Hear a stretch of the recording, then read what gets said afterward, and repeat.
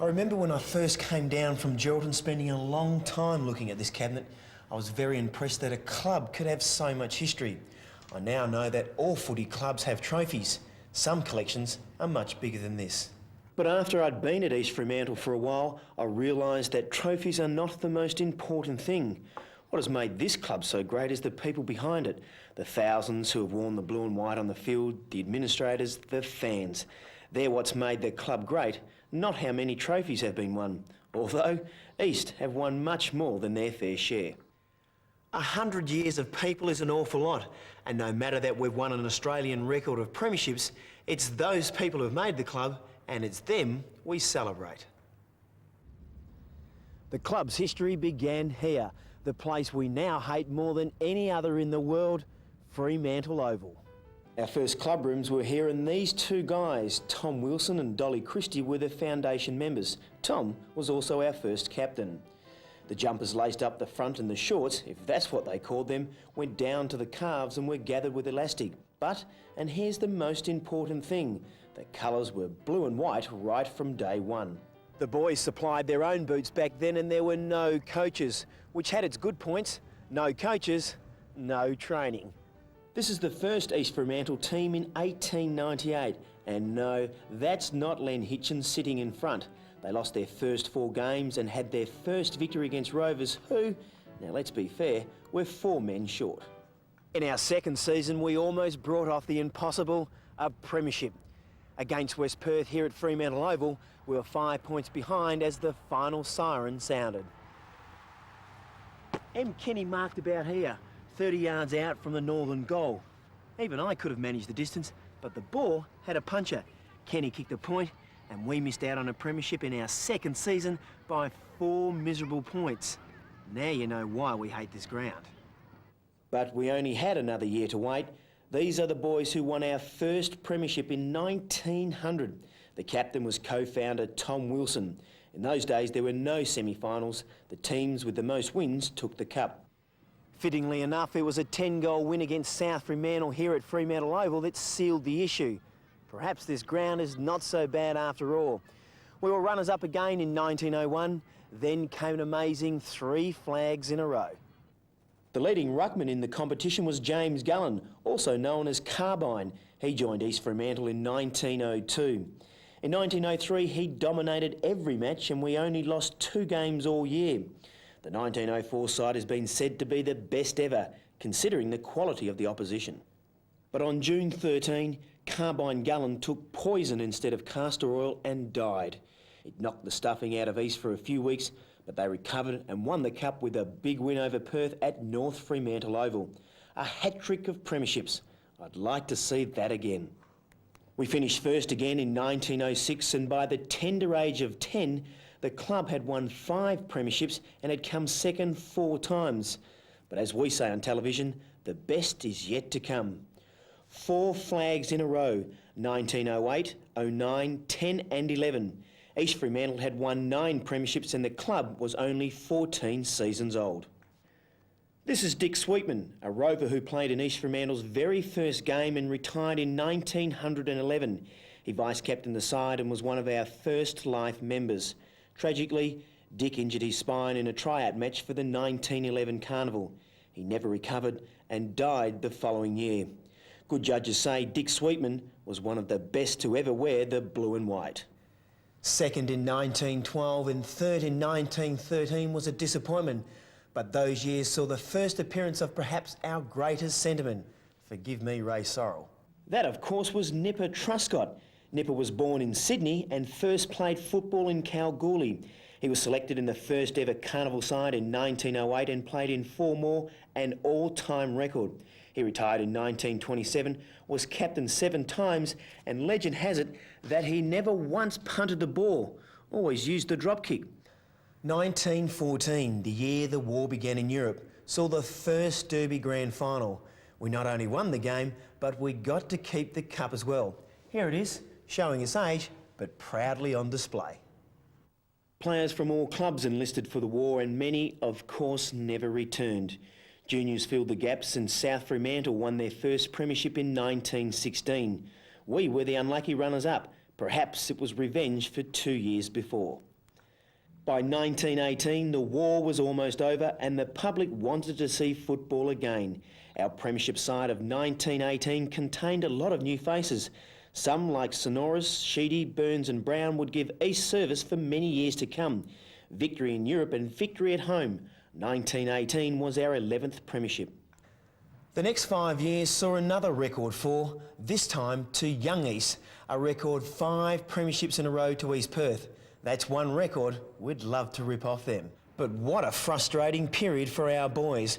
Runners-up 5 times in 6 years. 1921 was carnival year and one of only 2 that WA has won.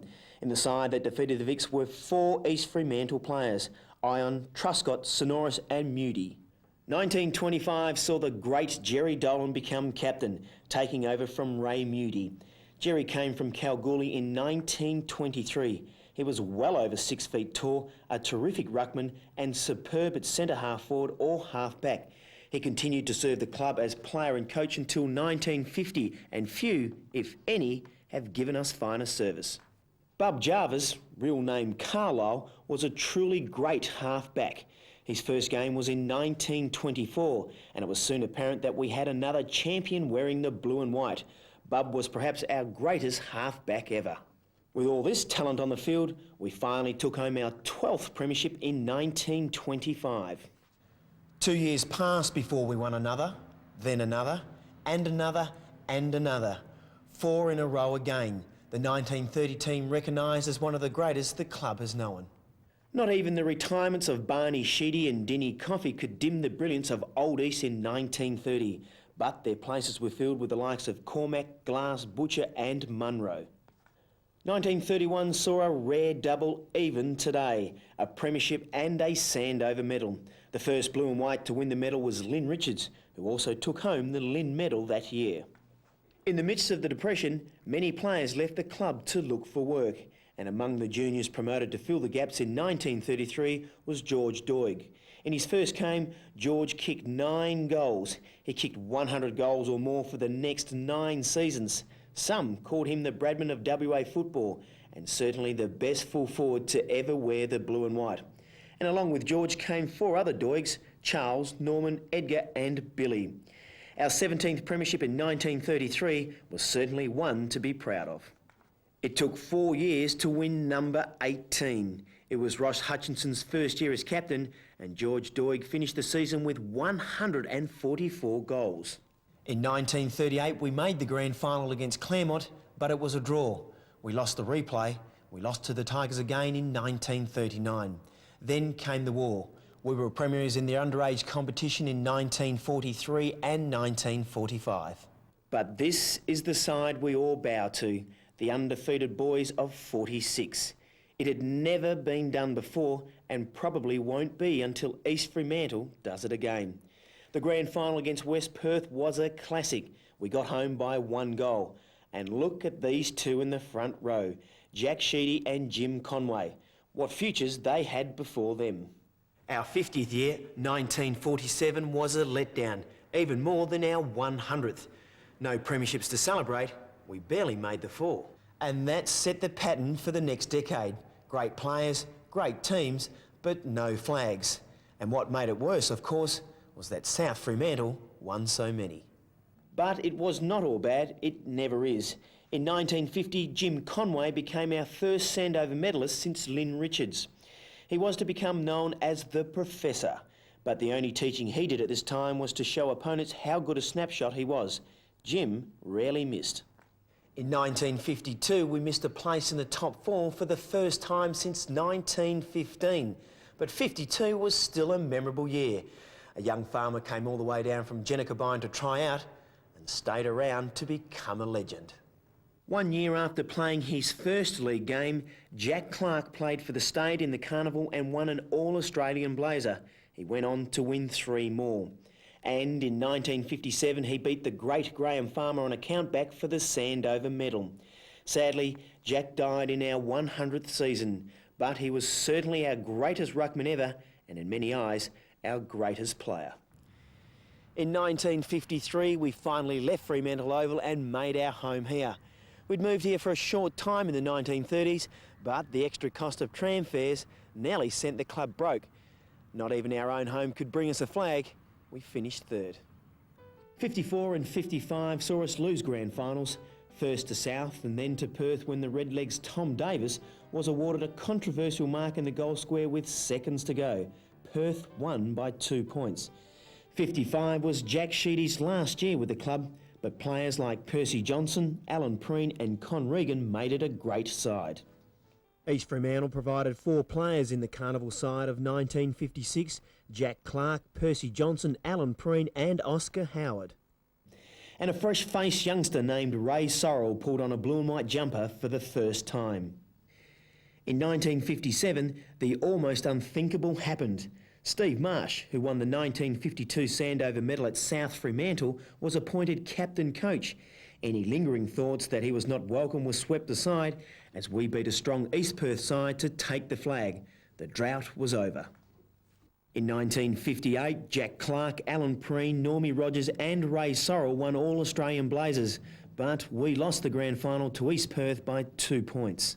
But 62 was the year Big Bob Johnson came to us from Melbourne as captain coach. He took us into 4 grand finals in succession and we lost 3 of them in a row. The fourth, in 1965, saw us kick 9 goals 4 against the win in the last quarter to beat Swan Districts by 4 goals.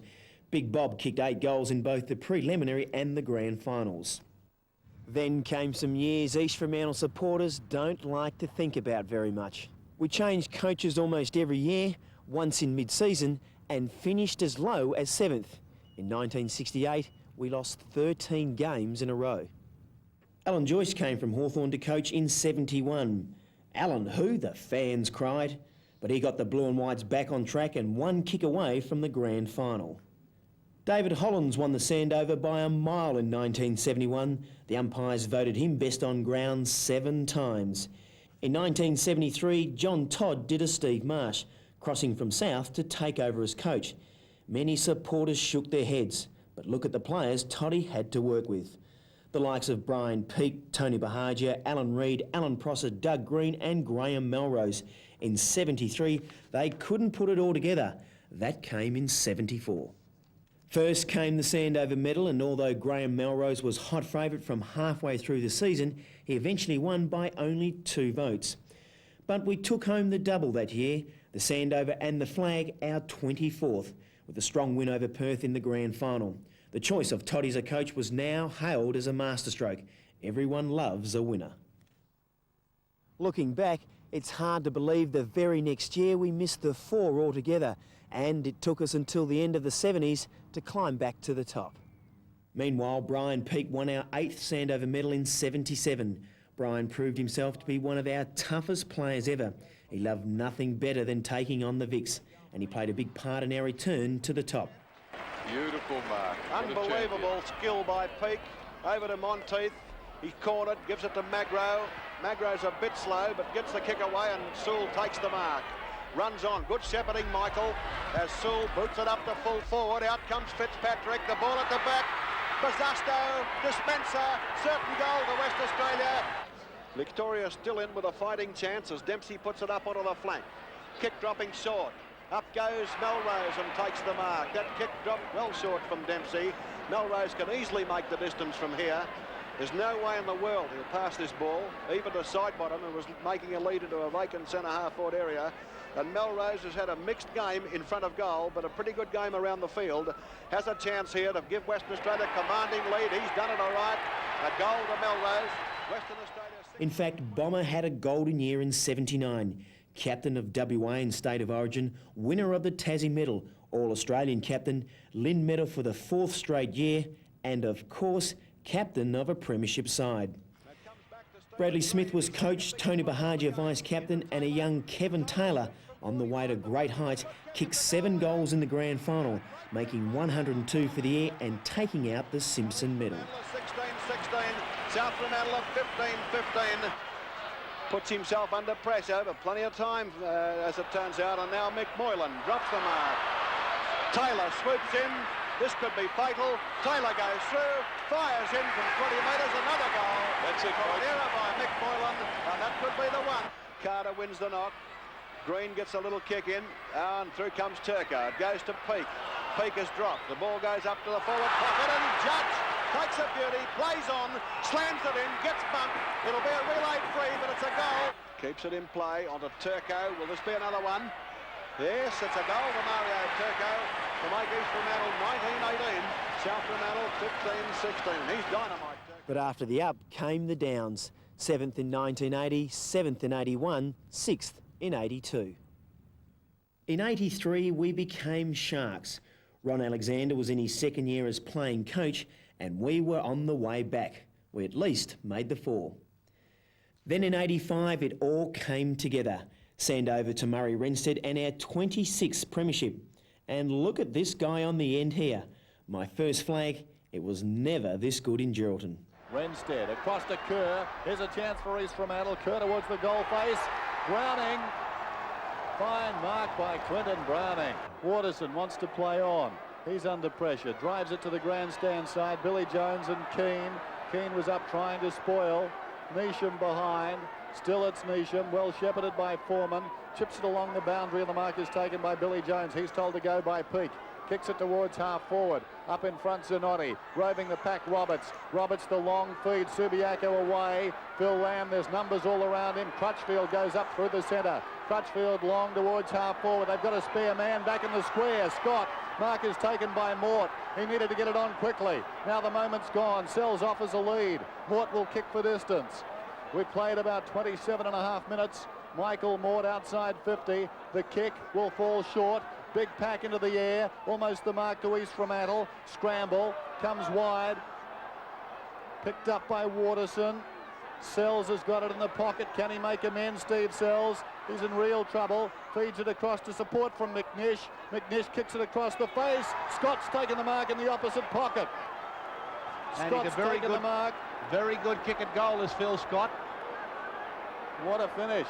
Oh, 2 good moves by Button in this quarter. Taylor into attack and Clint Roberts onto the ground. He's had 3 or 4 touches in the last 5 minutes. And, of course, Taylor has been a constructive player on the forward line. Well, the hearts of a number of people ride on the boot of Phil Scott, and he's kicked a goal. The hearts of the East Fremantle fans now in their mouth. There's the siren. It's all over. East Fremantle have won. East Fremantle are premiers. They've won by 5 points. Weight of numbers. East Fremantle get it to Green. Towards Wilson. Willett's there for Subiaco. Willett's met by Mahaja. Rode the bump well, Rod Willett. Scott goes in. Budgie back after the ball. Hand past the bushel. Into the pocket for Wilson. Shot on goal by Wilson. Wait on it. Looks good. That's a goal to East Fremantle. 86 was Big Ron's last year as coach, and it was a bitter disappointment to lose a grand final we easily could have won. 87 saw the birth of the Eagles and the greatest change in West Australian football in 100 years. Nowhere to go. Even when they thought they had the ball in their hands, an Eagle would swoop. From behind, Pios. Oh, magnificent. During the second quarter, it became clear that Collingwood were in trouble. Despite the efforts of players such as Matthew Ryan, they couldn't restrain the Eagles. 18 points is the margin now. It took until 1992, with Ken Judge as coach and Steve Malaxis as captain, before we brought another flag home from Subiaco Oval. Best of all, we beat South, who had beaten us by 25 points in the second semi and were hot favourites for the grand final. It was flag number 27, and Simpson medalist was Clinton Browning. Will he be within kicking distance from there? Well, it's all going East Fremantle's way now. And the rest of this game is academic. Something of a miss kick, and Condon was best placed to capitalise on it.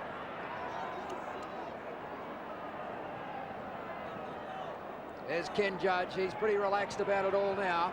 Interesting that East Fremantle's last 2 premiership coaches both came from East Perth.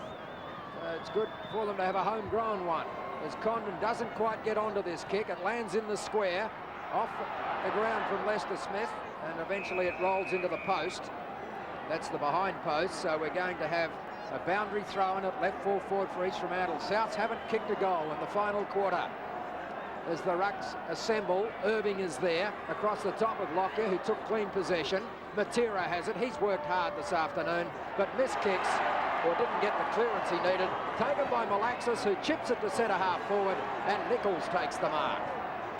Trent Nichols will shoot on goal from just outside 50 metres. It's ironic that he's taken the shot for goal, because it was really Trent Nichols last week against East Perth, him and Newman in that last quarter, that really got East Fremantle to the position they are today. And be fitting that if he could kick a goal here, but on the 29-minute mark of the last quarter. The applause for Ken Judge as he comes down the grandstand steps. Nichols lines up. It's a good kick. It's a terrific kick. And they are jubilant at centre-half. There's the siren. Where's the siren? It's all over. It's a 5-2. East Fremantle have won the premiership. East Fremantle have defeated South Fremantle. The final score 12-19-91 to South's 9-13-67. The margin 24 points in favour of East Fremantle. And we did it all again in 94, this time against Claremont. Yeah, I think so. Scott Edwards away for Claremont, boots towards half forward. Morgan, grab when not in possession by Condon, but the advantage wasn't with Wardell Johnson there. So Morgan goes further field to Holmes. He can go over the top to Sheldrick. Trelevin cribbed over the mark just enough to allow Lally to get back. The kick short. Gary Edwards, was he interfered with? No, says the umpire. This is Clinton Wolf out on his feet. That's holding the ball, umpire. But he didn't try and get rid of it. But the umpire was gratuitous. There it is, trying to palm off the tackle. That's tremendous by Stephen Lally. It was. Wolf's 3 times his size, and he's just stood there and held that ball into him. That was outstanding and typical East Fremantle football today. That's tremendous stuff by Lally. Burrows clears it out of the danger zone. McManus and Edwards wrestling. Croxford and Sanders coming in. Croxford wanted the boundary and found it. 20 points to difference. The Sharks are home in a grand final that'll be long remembered. And with the Dockers coming in next year, it may even be the end of an era as far as the WAFL is concerned. But I'll long remember this grand final. Lally across his body. Capewell in front. Jones misses the mark at the back. Coming strongly through, the veteran Stevie Malaxis. Harding's hair pass was smothered. We're out, couldn't get his kick in. Good tackle by Capewell. Bilsich to Harding. Almost run down by Leach at the top of the square. Knocked away by Chisholm into the path of Amirandi. He's tackled, but the kick lands with Stagg, not far enough. Durkay loses his footing at the vital moment. Panizza gets a kick out, back to Stagg. Stagg escapes the tackle of Chisholm. Snaps and goals! No, he doesn't. One behind. Would certainly have been a nice finish for East Fremantle, for Stagg to have kicked that. As I said, they've worked the ball down the field bit by bit. As I said, been outplayed this last quarter, but did enough early in the game to justify their rewards very shortly. Panizza puts it back into play. Good kick. Brayshaw the flyer. Pair of 44s out there. Not Gallen drums either. Knocked onto Amirandi, but the whistle has sounded. Amirandi's kick is okay. There it is! I think the behind may stand, or will it? East Fremantle players are ecstatic. No, the behind won't count. It's 13-13-91 to 10-10-70. The Sharks have won the 1994 grand final. For the 1990. 95 was Craig Trelevin's year, winning the Sandover, tying with Steve Malaxis for the Lynn, and winning the Simpsons for WA against Queensland.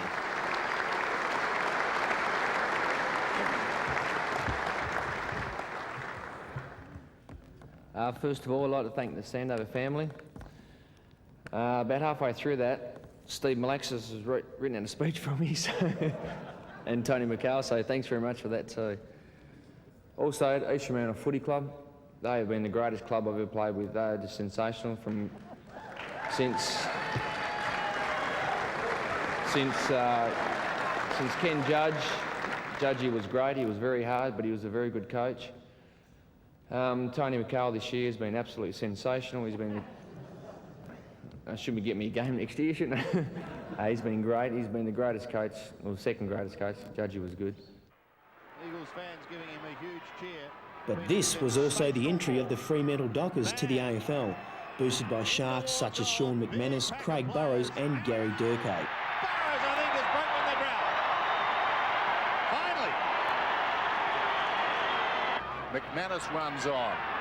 Dock is down towards half forward. McManus settles. Looks for options. Puts the ball pretty high in the Hutton direction. White very close. Hutton finds it on the ground. Immediately grabbed by McKenna. Hutton heads for the boundary line. McKenna was in there as well and may have deflected the ball across the line eventually. And so we are 100. So many players, so many premierships. But when we wanted another one to celebrate our centenary, it wasn't there. It'll make our next one so much sweeter. Who were the greatest blue and whites? Well, here's our team of the century.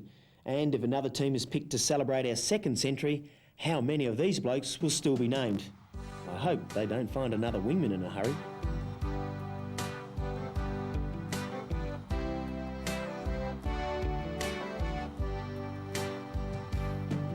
We were born in the port on the west coast by the ocean spray, and our blue and white for 100 years have led the way.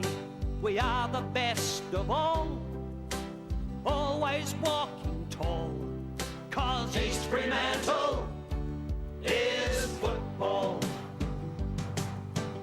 East Fremantle's football. Football's blue and white.